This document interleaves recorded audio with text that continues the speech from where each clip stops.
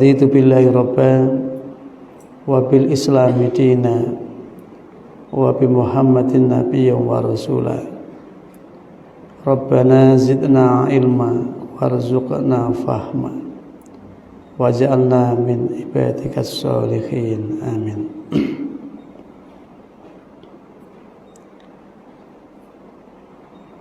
Bapak Ibu, saudara sekalian, jamaah salat subuh dan kajian ilmu Masjid Al-Qalam Universitas Muhammadiyah Jember yang dirahmati Allah.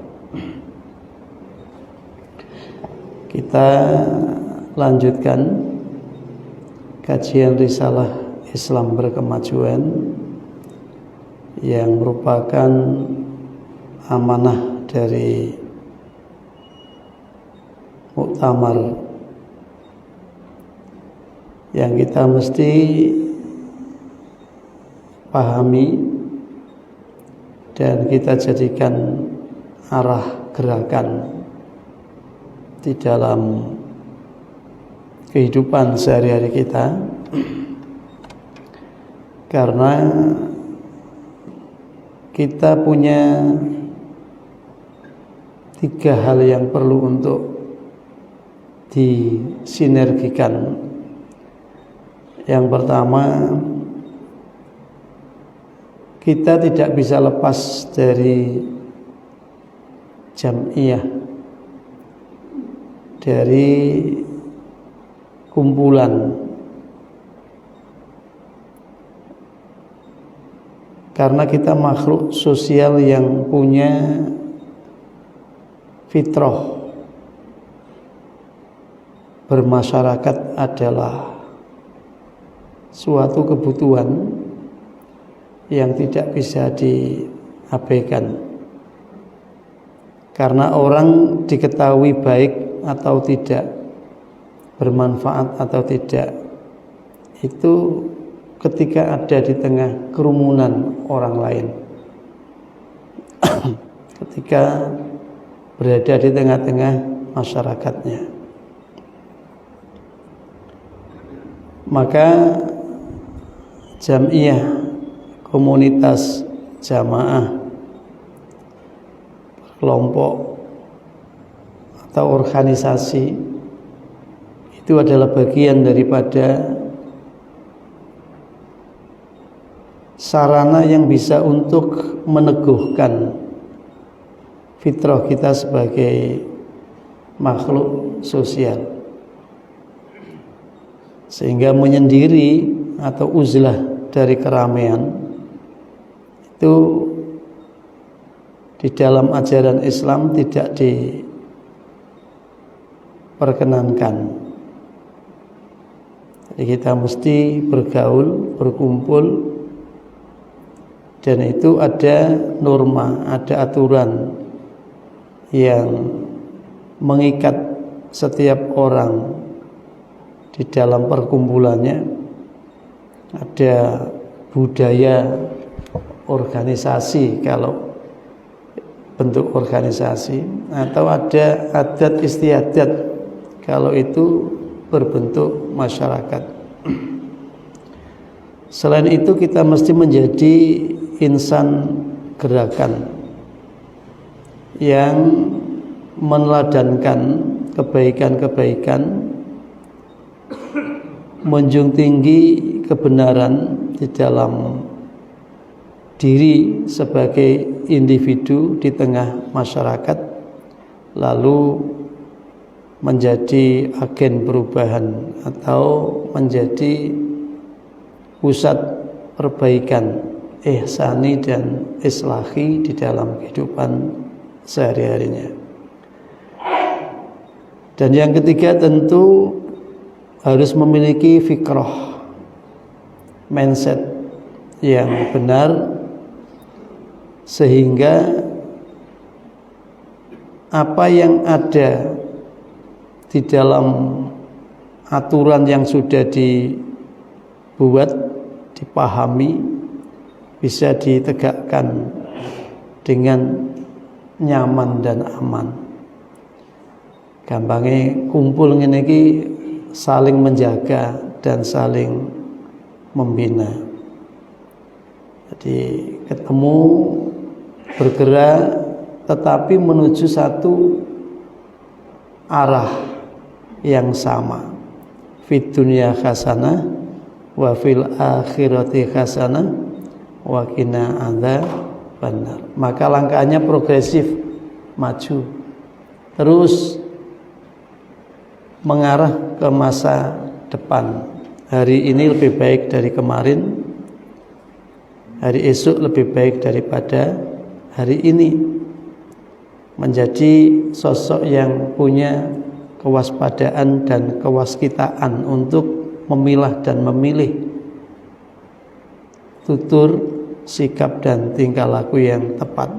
Wal tandur nafsum ma qaddamat ligat. Maka di dalam risalah Islam Berkemajuan ada subbagian yang harus dimaknai dengan tepat, yakni hubungan antar umat beragama. Setelah kemarin kita berbincang dakwah di tengah keragaman,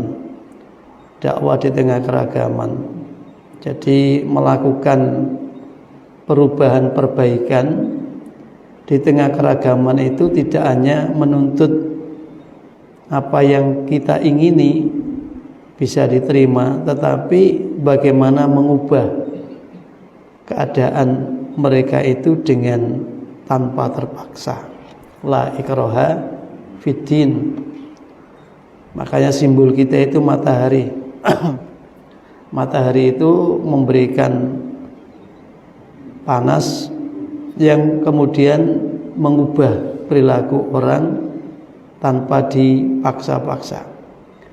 Jadi pagi gini kita jaketan ya, dengan rangkep, ya kaos kotang ada, kaos biasa ada bajunya ada, masih pakai jaket lagi, masih pakai kemul lagi.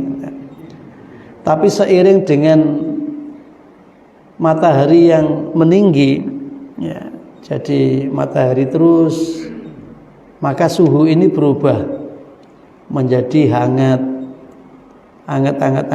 terus jadi panas sumuk. Dengan sumuk itu apa, sumuk itu cara bahasa Indonesia ini sumuk itu apa? Gerah, ongkep. Itu kemudian dia akan lepas satu persatu, kemudian dibuat, ora usah dikongkon. Ya, mari ngono jakete dibuat, dilepas. Mari ngono sampai pada kaos singlete iku ya dicoplok. Nah, tirulah matahari yang dia seolah-olah tidak melakukan apa-apa, tetapi membuat suasana yang berbeda.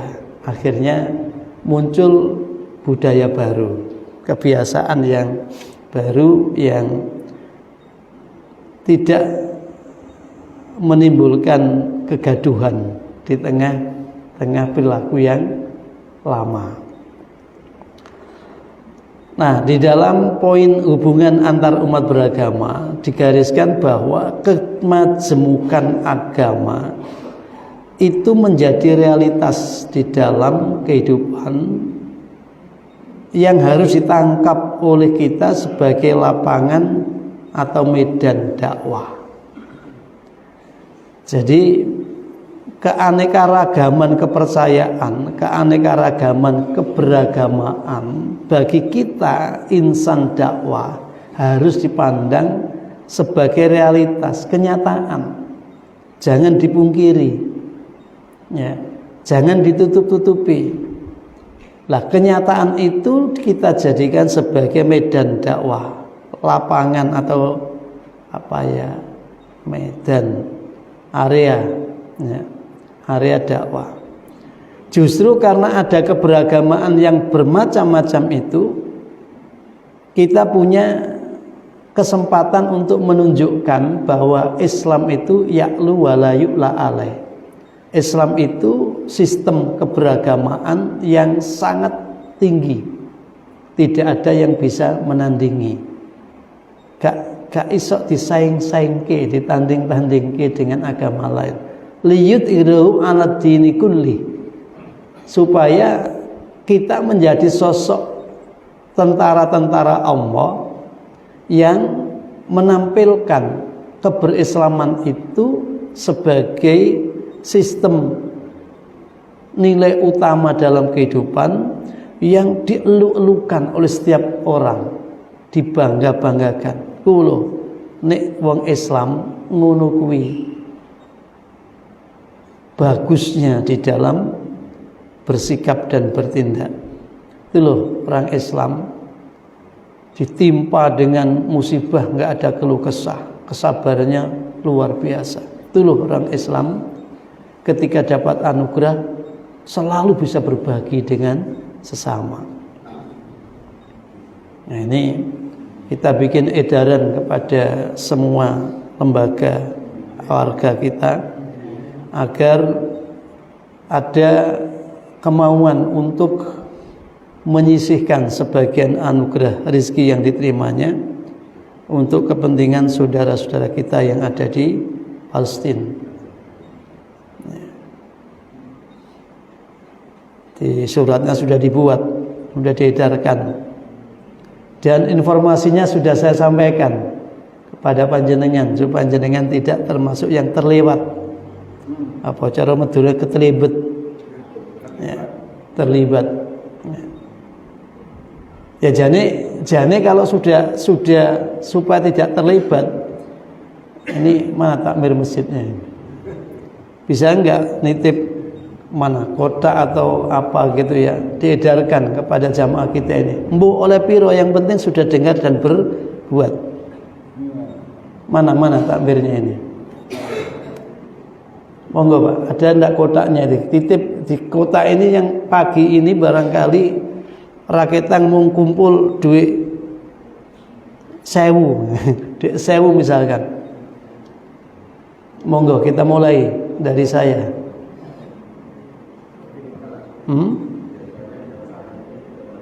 Oh, masuk di kotak amal sana. Oh, nggih pun. Iya. Untung diselamatkan. Ada yang bilang untung diselamatkan. Ya. Jadi meneladankan di tengah kehidupan masyarakat bahwa Islam ini punya kepekaan dan kepedulian. Tidak hanya bicara mengenai kepercayaan, tetapi berbicara mengenai bagaimana kepercayaan itu menjadi implementatif, sehingga keberislaman itu menjadi sesuatu yang memberikan kedamaian dan kesejahteraan, yang oleh Allah sebut wa ma arsalnaka illa rahmatan lil alamin. Tidaklah aku utus engkau kecuali sebagai rahmah bagi semesta ini. Pengikut Rasulullah adalah penabur rahmah dalam kehidupan, ya. Allah Subhanahu wa ta'ala mengutus banyak nabi dan rasul yang sebagiannya dikisahkan di dalam Al-Quran. Di dalam Al-Quran menggunakan bahasa bahwa agama yang diturunkan kepada nabi-nabi tersebut adalah Islam. Inna dina indallahil Islam. Jadi Rasul-Rasul Allah itu menyampaikan ajaran agama yang oleh Allah sebut dengan Islam, agama kepasrahan, agama kedamaian, agama keselamatan. Maka orang Islam itu mesti afsus salam liman arafta alam ta'rif.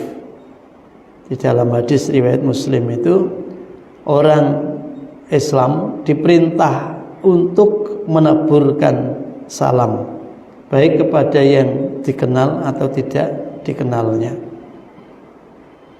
Di mana saja orang Islam akan menjadi rahmah, maka tindakannya akan mencerah-cerdaskan bagi lingkungan di mana ia berada. Jadi ketika kita berada di tengah-tengah masyarakat yang keberagamaannya berbeda, kemudian kita menjadi komunitas yang bagian terkecil dari komunitas itu, isinya bukan keluh kesah, tetapi justru itulah saat yang tepat untuk menunjukkan keberislaman kita, keberislaman yang berdampak, bermakna, bernilai, ya, bisa dinikmati oleh orang lain.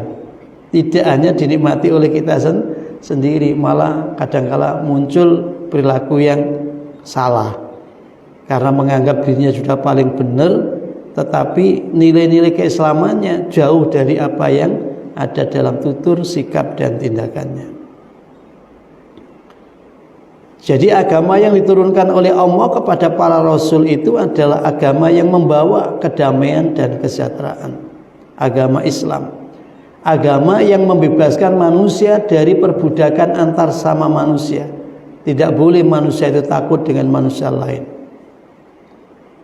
Tetapi agama yang memahamkan bahwa setiap manusia punya kehormatan yang mesti dijaga, dirawat satu dengan yang lain, supaya keutamaan-keutamaan yang membuat setiap individu tadi punya kehormatan itu bisa lestari, tidak ajur, ya.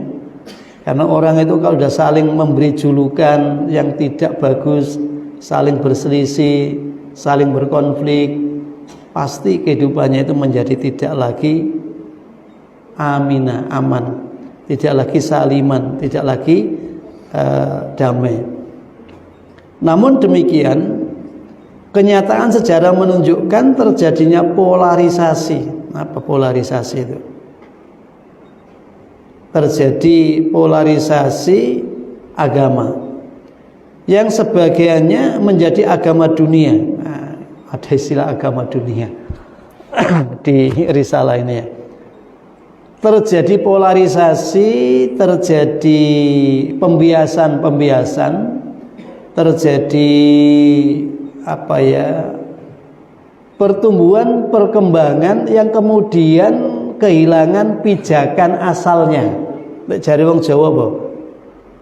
Kacang lali kulite, kacang lali lanjaran. Kacang lali kulite, kacang orang manut nang lanjaran. Perkembangan di dalam pola pikir, perkembangan di dalam gerakan, perkembangan di dalam pengamalan keberagamaan itu bisa sampai nilai agama yang asal itu menjadi hilang karena sudah tertutup oleh budaya dan tradisi yang merupakan hasil cipta karsa karya kemanusiaan itu sendiri. Lalu manusia tidak lagi mengeluh-elukan nilai kebenaran agama, tapi dia menyanjung-nyanjung nilai budaya.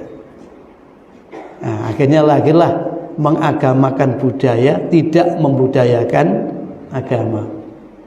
Lahir faham-faham keagamaan bahkan yang sudah jauh dari nilai agama itu sendiri yang dianggap sebagai ajaran agama. Normativitas agama dianggap itu, padahal itu sudah hasil cipta karsa karya manusia. Masih bentuknya sudah berbentuk budaya. Maka tidak semua budaya keagamaan itu sesuai dengan ajaran agama masing-masing. Terjadi polarisasi, terjadi pembiasan-pembiasan, sehingga ada agama samawi, ada agama arodhi. Dalam kajian sosiologi agama, kita diberikan kategorisasi mengenai iki agama budaya, ini agama ardi, agama bumi, ini agama wahyu, ini agama langit, ini agama Tuhan. Kita diberi pemetaan seperti itu karena memang faktanya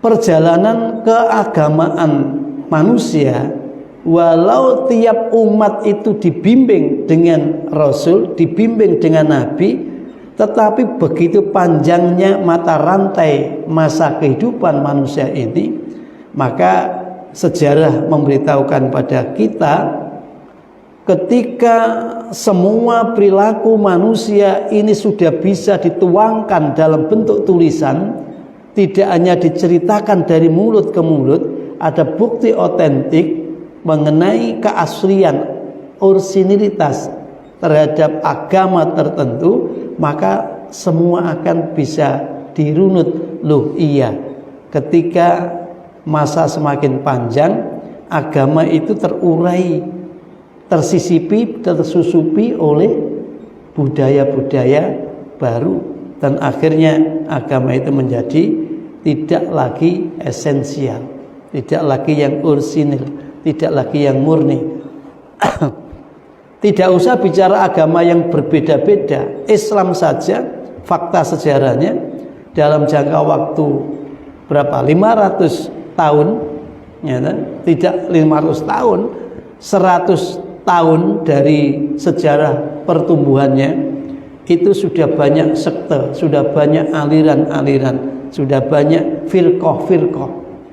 Bahkan yang oleh Nabi digambarkan menjadi 73 firqah atau golongan.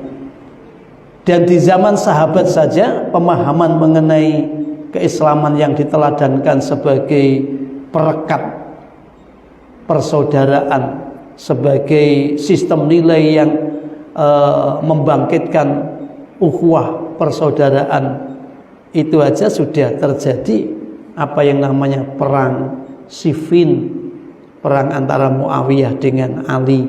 Ada namanya perang Jamal, perang antara Ali dengan Aisyah, mantu karo mertua, paklik karo ponaan. Padahal semua itu adalah orang-orang yang notabene bintang-bintangnya Muslim, bintang-bintangnya orang Islam. Siapa Muawiyah, siapa Ali, siapa Aisyah, dan seterusnya. Berarti dominasi kepentingan di dalam beragama itu juga ikut mempengaruhi bagaimana polarisasi terjadi di dalam ajaran agama, yang kemudian orang lebih cenderung kepada ciptaan-ciptaannya, budaya-budayanya, daripada otentisitas dan orisinilitas ajaran agamanya. Bagaimana kemudian kita melihat sejarah orang-orang ya Nasrani yang kemudian pecah menjadi agama Katolik dan menjadi agama Kristen. Ya, belum lagi sekte yang ada di Yahudi yang sampai 12 sekte yang terabadikan dalam kitab suci. Nah, itu semua menunjukkan memang perjalanan keberagamaan orang atau masyarakat itu mengalami dinamisasi, sehingga terjadilah yang namanya pergumulan antara budaya dan agama, bahkan antara kepentingan dengan agama, antara kekuasaan dan agama. Mungkin bapak yang biasa ikut ngaji di tafsir At-Tanwir, ya, di saat kita bicara mengenai bagaimana perkembangan Yahudi, di tafsir itu diuraikan cukup gamblang, ya, cukup gamblang bahwa yang menjadi cikal bakal keberagamaan yang beragam itu ya intervensi kekuasaan kepada paham keagamaan. Itu paling cepat, sehingga agama itu lebih ditentukan oleh siapa yang memandukannya, yang memimpin kekuasaan yang ada di komunitas itu, ya. Nah, oleh karena itu agama yang berpecah menjadi agama duniawi dan agama ukhrawi, agama samawi, agama ardi, agama langit, agama bumi, agama budaya, dan agama wahyu tadi itu, oleh Allah Subhanahu wa ta'ala selalu dilakukan purifikasi, dilakukan pembersihan lagi, tajrid, pemurnian lagi dengan dibangkitkannya Rasul. Maka Islam adalah agama yang hak dan sempurna. Nah, akhirnya kalau menurut orang lain, kalimat ini dianggap sebagai apologia, klaim, ya tak? Oh itu klaim itu Islam mengatakan bahwa dia agama yang hak dan sempurna. Padahal yang non Islam pun mengatakan kami agama yang hak dan agama yang sempurna. Klaim itu jika tidak bisa dibuktikan, tetapi ketika bukti-bukti kesejarahannya itu bisa dirunut, maka tidaklah klaim, karena ada data-data yang menunjukkan bahwa memang Islam yang dibawa oleh Kanjeng Nabi Muhammad SAW itu adalah Islam yang menggenapkan, Islam yang menyempurnakan, Islam yang mengembalikan terhadap paham keyakinan ke arah tauhid yang memang dari awal itu Allah ingin manusia hanya bertuhan kepadanya. Manusia tidak boleh mengabdi beribadah kepada selain dirinya. Makanya kemudian kita punya kaidah dasar itu, hakikat hidup ini hanya beribadah, taat dan patuh kepada Allah Subhanahu wa ta'ala. Jadi semua yang dikerjakan harus sampai kepada ibadah, taat dan patuh kepada Allah Subhanahu wa ta'ala. Dan itu ternyata semua agama harus punya prinsip itu.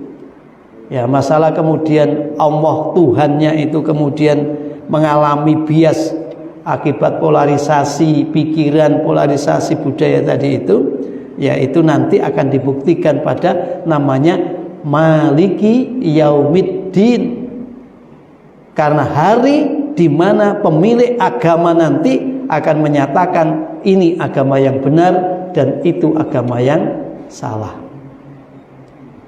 Pada hari pemilik agama itu menetapkan, memberitahukan nih ya, agama Islam ini yang benar, maka gunakan Islam yang terakhir yang melanjutkan dan menyempurnakan terhadap ajaran nabi-nabi sebelumnya. Oleh karena itu, sekalipun terdapat perbedaan dalam hal keyakinan dan peribadatan di antara agama-agama, dakwah mengandung pesan penghormatan terhadap perbedaan itu tanpa terperangkap dalam sekularisme, politik, relativisme agama maupun sinkretisme akidah. Nah, ini barangkali yang paling mendasar. Walau kita mengakui realita keagamaan umat manusia itu berbeda, beragam, variasi satu dengan yang lain, tetapi induk agama itu bersumber dari yang tunggal, bersumber dari yang esa. Dan Rasul-Rasul itu membawa paham keesaan, ketunggalan di dalam mengajar manusia ini untuk menjalani hidup. Maka konsep keberagaman dalam beragama itu tadi harus diterima dengan menghargai dan menghormati, tetapi tidak boleh terjebak pada relativitas yang ada di dalam pemahaman keberagaman itu, dan tidak boleh terjebak di dalam sinkretisme keagamaan. Nah, ini termasuk kalau sering tanya itu, Pak, salam yang 5 macam itu gimana yang kalau disatukan itu? Ya, itu apa tidak termasuk sinkretisme agama? Mestinya kan penghormatan atas perbedaan. Nek iki wong Hindu ya salam mau nganggo salame Hindu, nek iki wong Katolik ya salam mau nganggo salam Katolik, nek iki Islam salam mau nganggo salam Islam. Tetapi apapun wujud daripada itu semua, jangan dijadikan alasan untuk berselisih dan bertengkar, tapi jadikanlah alasan untuk menjernihkan dan mencerahkan pikiran dan hati kita, bahwa setiap orang punya hak dihargai di dalam menjunjung tinggi mengamalkan keagamaan yang diyakini masing-masing. Jadi awak dhewe jangan terlalu intervensi, menilai, kemudian menstigma terhadap perilaku-perilaku itu. Kalau toh memang ingin untuk didialektikakan, ingin didiskusikan, ingin dibahas, maka forum-forumnya mesti diciptakan. Seperti Mbak Yama Dahlan itu kalau ketemu dengan pendeta-pendeta yang mengajaknya, yuk kita beberin kitab sucimu, kita beberin kitab suciku. Kita baca per ayatnya, mana yang punya korelasi, mana yang kemudian memberikan aksentuasi beda, dan beda itu yuk dikaji beneran, apa beda dari sisi norma yang ada, nilai yang ada, atau persepsi kita yang karena sudah didominasi oleh tradisi budaya yang berkembang, lalu sesuatu yang kelihatannya berbeda menjadi berbeda betul, padahal jane ya durung beda, ya. Nah, nek wis ketemu begitu ya wis, lana a'maluna walakum a'malukum lakum dinukum waliyadin. Enggak usah terjadi sinkritisme akidah, tidak usah terjadi sekularisasi terhadap ubudiyah kita. Nah, sekularisasi budaya kita itu kan biasanya ibadah dengan konsep yang sudah ditentukan itu kadang-kala dimodifikasi, ditambah-tambahi atau dikurang-kurangi, yang kemudian itu menjadi kepentingannya adalah dunia semata. Wingi aku diajak halal bihalal di Redatama. Redatama itu kaum Manula, bukan manusia setengah Dracula. Manula itu lansia gitu, yang pun usia ada yang 88, paling rendah usianya 62. Itu yuk kita ikuti pengajian tausiah yang kita tunggu-tunggu dari Ustadz Kusno. Tapi sebelumnya mari kita baca sholawat. Ketika mari kita baca sholawat, tak kira maca Allahumma sholli ala Muhammad atau ya Nabi salam alaika. Ternyata membaca sholawat diiringi yang turi-turi putih, nganggo bawaan, turi putih, iku nganggo bawaan. Tanteni endi sholawate? Tibae mari nyanyi iku langsung demikian tadi sholawat yang kita baca, dan mari kita ikuti tausiah. Tapi ya saya diam aja, memang itu di dalam pemahaman masih seperti itu, ya nggak apa-apa. Ya, kita cerahkan dikit-dikit, ya.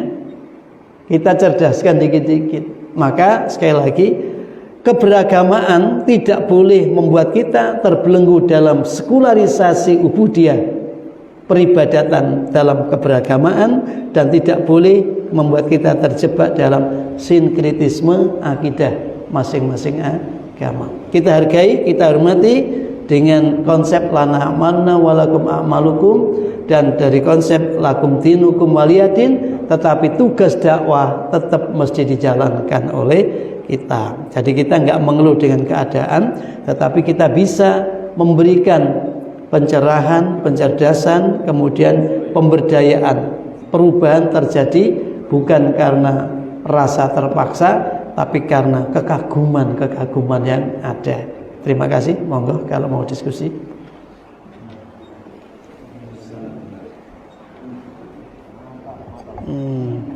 Ayo. Mungkin dari jemaah ada yang ingin ditanyakan.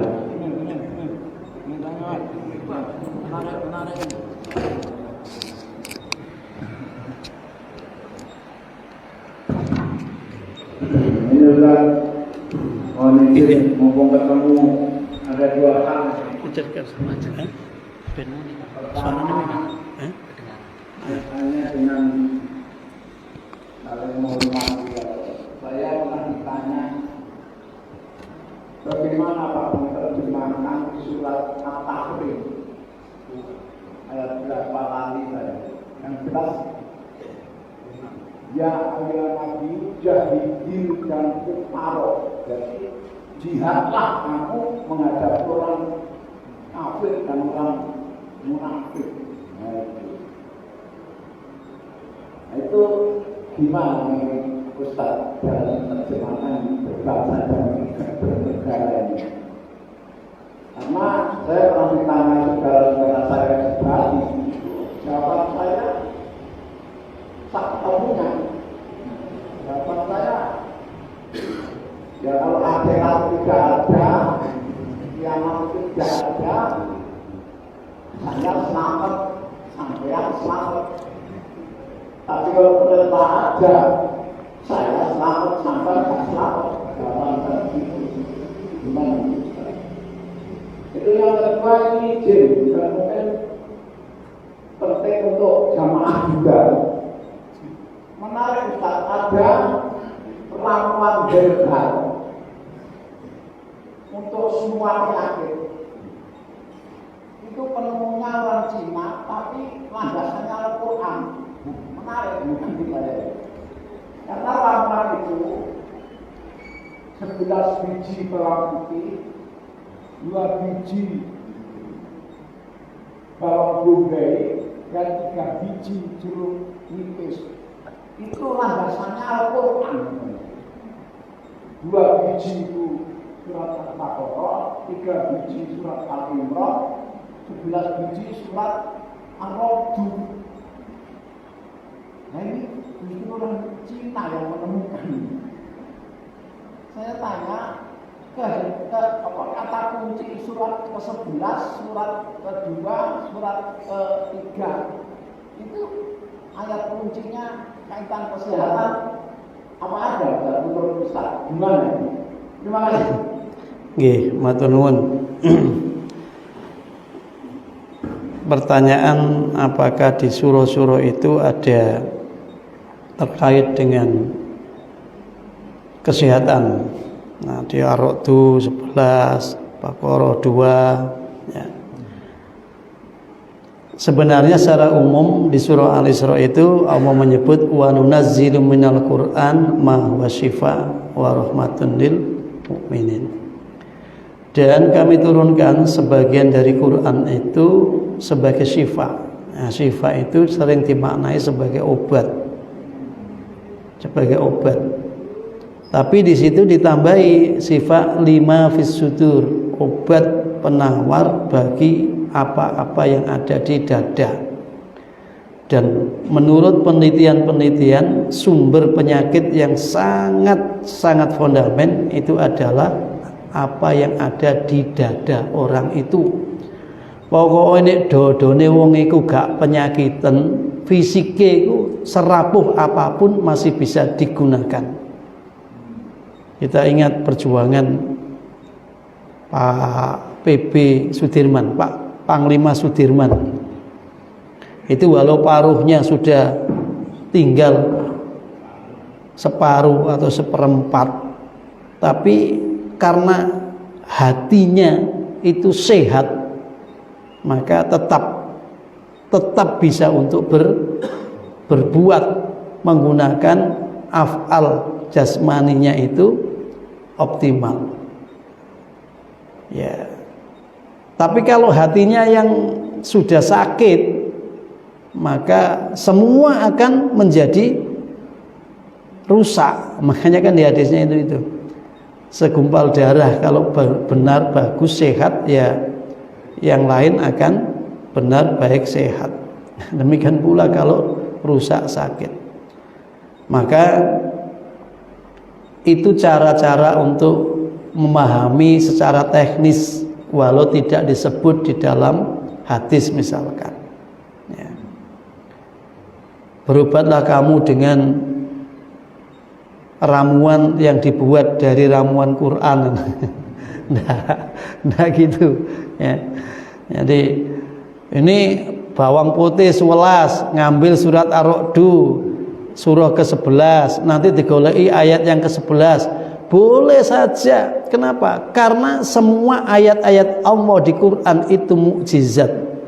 Ya. Tidak ada masalah. Tapi di Quran itu terkait dengan kehidupan yang berkualitas itu selalu diingatkan dengan makanan. Betul. Makanya makanannya itu harus diperhatikan.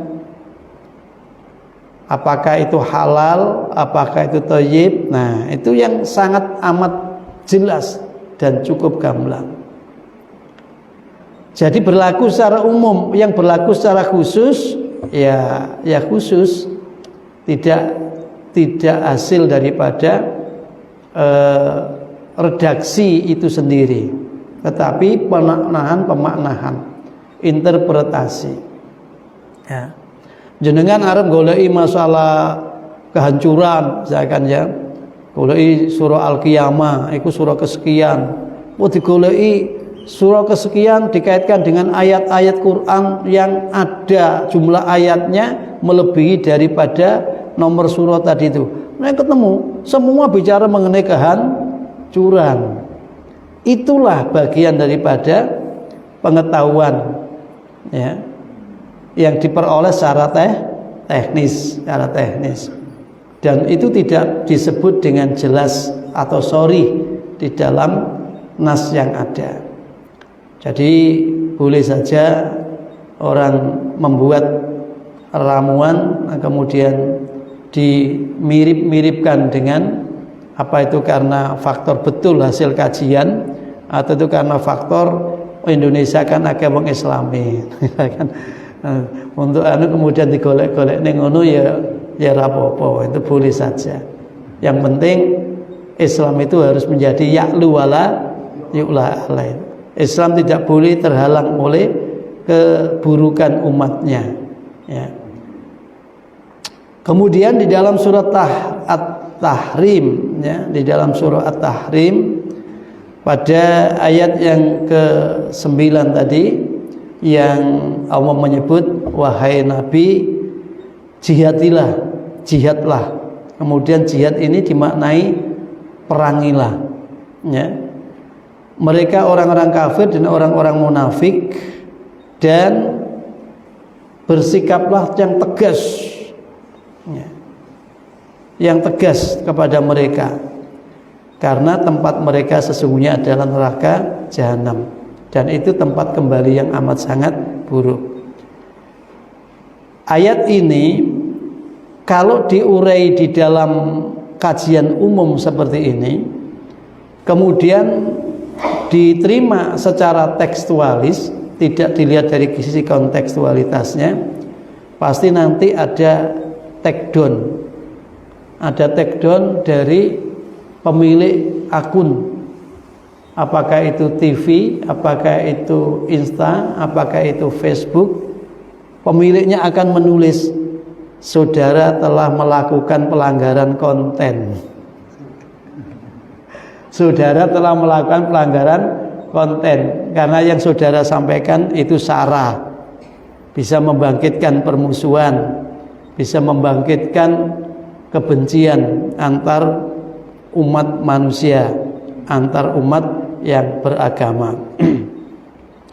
Tetapi ingin saya sampaikan secara umum saja bahwa ayat 9 dari surah At-Tahrim ini berkenaan dengan perilaku orang-orang kafir, perilaku orang-orang munafik yang selalu usil dan jahil kepada umat Islam.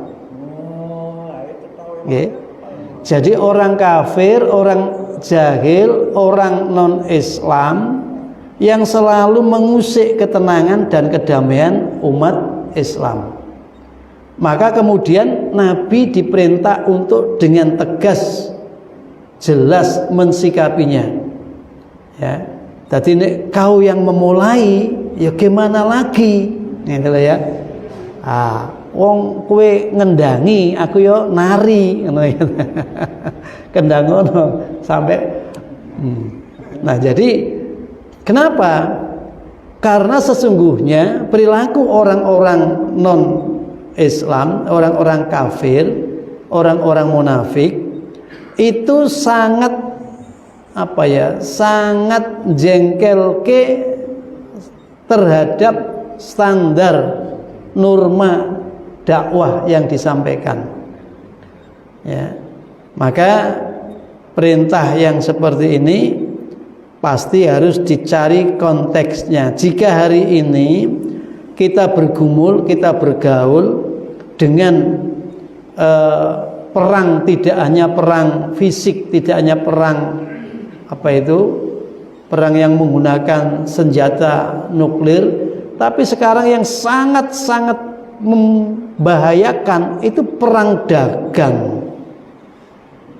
Perang dagang yang sekarang ini membuat dunia terbelalak dengan kebijakan-kebijakan negara-negara adidaya, ya, di mana kemudian bea cukai, kemudian pajak di dalam transaksi itu ketika dinaikkan, maka nilai-nilai yang lain itu akan ikut berpengaruh, sehingga kemampuan untuk bertransaksi jual beli itu juga menjadi lumpuh karena tidak ada keberdayaan masyarakat yang ada di negara-negara miskin, di negara-negara berkembang. Untungnya kita itu sudah punya pemimpin yang orientasinya kemandirian dengan kalimat swasembada pangan, swasembada energi. Dan kita juga harus bersyukur karena kita punya satu persyaratan menjadi negeri yang gemah ripah jinawi, ya, menjadi negeri yang baldatun thayyibatun. Kita sudah punya satu persyaratan dan itu mutlak. Apa? Sumber daya alam yang berlimpah untuk menjamin pemenuhan kebutuhan masyarakat ini. Jadi umpama ana embargo ngono, embargo teko negara liya, transaksi antar pulau, transaksi antar provinsi kita saja itu kalau digiatkan menjadi potensi ekonomi yang luar biasa. Dan kita juga mesti bersyukur sebagai insan gerakan punya namanya Jatam, Jamaah Tani Muhammadiyah. Jadi jenengan yang di Jember di kota ini tidak perlu khawatir tidak dapat bagian beras untuk makan, asal rukun dengan anggota Muhammadiyah yang ada di pedesaan. Itu kekuatan yang dahsyat. Yang kedua, syarat menjadi baldatun thayyibah itu punya sumber daya manusia yang taat dan punya sumber daya manusia yang istiqomah di dalam beragama. Kita punya potensi keagamaan, ya, sehingga tinggal mengarahkan bagaimana perilaku masyarakat kita berbasis pada keyakinan agama masing-masing. Tidak saling meribui di dalam keberagamaan itu. Ya kowe sing Islam ya nang masjid, kowe sing Kristen nang gereja, kowe sing Hindu yang nang di pura dan seterusnya. Enggak usah saling meribui. Agamamu, tetapi di dalam prinsip kebersamaan tadi itu, keberagamaan yang beragam tadi itu, maka kita junjung, kita hargai perbedaan, kita jadikan keberagamaan bangsa Indonesia ini sebagai pilar kedua setelah kekayaan sumber alamnya untuk membangun Indonesia yang dikdaya, Indonesia yang hebat, Indonesia yang maju. Jadi insya Allah kalau pemahaman itu diikuti dengan kontekstualitasnya, situasi dan kondisinya, maka betul-betul Islam yang menjadi rahmah itu bisa terwujud. Dan ini tugas kita bersama. Tugas kita bersama. Jangan kemudian dimaknai Nabi dikongkon merangi nanggone wong kafir, nanggone wong munafik. Awak dhewe kan pengikuti Nabi. Endi ana wong kafir, ayo dipentungi, ayo diperangi. Dalam konsep pemahaman fikih itu ada Darussalam. Indonesia ini termasuk Darussalam, kewilayahan yang damai. Kewilayahan damai itu berlaku hukum lakum dinukum waliyadin, berlaku hukum lana a'maluna, berlaku hukum dakwah secara persuatif, la ikraha fiddin. Tidak boleh umat beragama memaksakan keberagamaannya kepada orang lain, walau dengan ngiming-ngimingi. Kowe engko nek gelem mlebu agamaku tak kei. Ini kejahatan di dalam ideologis di negara Darussalam. Yuk kita rawat, kita pelihara negara Indonesia, NKRI yang kita cintai, yang kita banggakan. Mungkin juga harus dibanggakan oleh anak-anak cucu kita ke depan, ya. Jangan sampai terjadi itu gerakan hengkang dari Indonesia ke luar negeri karena ingin mencari yang instan. Nok kono dibayar gede, neng Indonesia kok cilik bayarane, rame-rame podo metu generasi-generasi muda. Kita cegah. Kenapa? Indonesia ini butuh penghuni. Kalau kamu keluar itu nunut urip di luar negeri, negerimu sendiri kamu kosongkan. Banyak orang-orang asing yang ingin menduduki Indonesia. Begitu merdeka, menyatakan kemerdekaan, no nikah, ya nikah dulu ya. Jadi Inggris dengan Belanda yang datang ingin untuk menguasai lagi Indonesia jadi negara terjajah. Keinginan itu masih ada oleh negara-negara adidaya lainnya. Karena itu kita jangan mudah diprovokasi. Kita mesti cinta tanah air. Dengan cara apa? Yuk gerakan menanam 1 juta pohon buah. Yuk, ayo ya. Aku sudah mulai nanam ya, mulai nanam. Walau kita punya lahan-lahan atau lahan tetangga bila perlu izin, Pak, timbangannya ini nganggur ditumbuhi sama rumput saja. Tak carikan bibit, siapa tahu besok berbuah bisa dimakan bersama. Ya. Kan ngono ta ya. Oke, terima kasih Pak Sis nggih. Matur nuwun. Bapak Ibu, saya kira cukup ya. Karena suasananya sudah suasana sarapan kayaknya. Tapi ini ada apa enggak Pak Guntur ya? Biasanya ada ya. Matur nuwun, terima kasih. Mudah-mudahan Allah Subhanahu wa taala senantiasa memberikan maunah pada kita, pertolongan pada kita, sehingga di tengah keberagaman ini kita bisa arif, bijak, dan kita menjadi solusi bahwa agama kita adalah agama yang rahmatan lil alamin. Kurang lebihnya mohon maaf. Assalamualaikum nasrun minallah wa fatun qarib wasyiril mukminin. Assalamualaikum warahmatullahi wabarakatuh. Kemudian pada pagi hari ini kita membaca doa Al-Fatihah Majelis dan membaca bersama-sama. Subhanallahumma wa bihamdika asyhadu an la ilaha illa anta astaghfiruka wa atubu ilaik. Alhamdulillahirabbil alamin. Sekian dari saya, kurang lebihnya mohon maaf. Assalamualaikum warahmatullahi wabarakatuh. Assalamualaikum warahmatullahi wabarakatuh. Waalaikumsalam warahmatullahi wabarakatuh.